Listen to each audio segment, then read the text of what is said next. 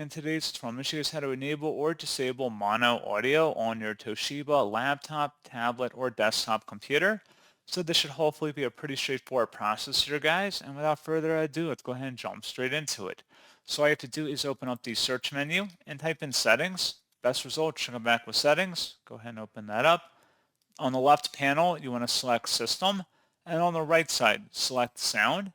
Underneath mono audio, combine left and right audio channels into one. Toggle that on or off depending on your preference for your Toshiba device. And that's all you have to do. So pretty straightforward process, guys. And as always, thank you for watching. I do hope that I was able to help you out. And I do look forward to catching you all in the next tutorial. Goodbye.